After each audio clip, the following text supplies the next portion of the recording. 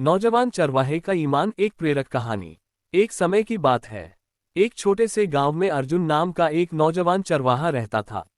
वह रोज सुबह अपनी भेड़ों को लेकर जंगल की ओर चराने जाता। अर्जुन मेहनती था, लेकिन उससे भी ज्यादा वह ईमानदार और सच्चा था। गांव के लोग उसकी इसी बात पर भरोसा करते थे। सच्चाई की परीक्षा। एक दिन जंगल में घूमते हुए अर्जुन को पेड़ों के बीच कुछ चमकता हुआ दिखाई दिया।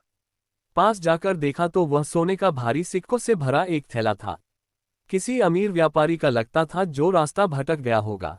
अर्जुन ने थैला उठाया, लेकिन जैसे ही वजन महसूस हुआ, वह सोच में पड़ गया। अगर मैं इन सिक्कों को रख लूं तो मेरी जिंदगी बदल सकती है, लेकिन क्या ये सही होगा? कुछ देर तक आसपास किसी को ढूंढने की कोशिश की, पर जंगल बिल्कुल सुनसान था।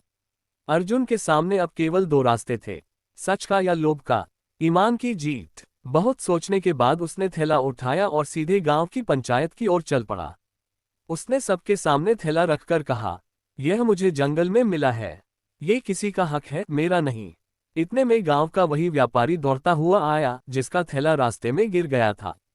अपनी चीज देखकर वह भावुक हो गया और अर्जुन से बोला, बेटा, तुम चाहो तो ये सब रख सकते थे, पर तुमने ऐसा नहीं किया। तुम्हारा ईमान बहुत बड़ा है। व्यापारी ने इनाम में अर्जुन को कुछ पैसे देने चाहे, लेकिन अर्जुन ने मुस्कुराते हुए कहा, ईमान के बदले इनाम नहीं, आपका आशीर्वाद काफी है। अंत में सीख। उस दिन पूरे गांव ने अर्जुन की सच्चाई की तारीफ की। लोग अपने बच्चों को उसकी कहानी सुनाने लगे कि ईमान सबसे बड़ी दौलत है। पैसा खो जाएगा, लेकिन सच्चाई हमेशा याद रखी जाएगी। इस तरह एक नौजवान चरवाहे का ईमान पूरे गांव के लिए प्रेरणा बन गया।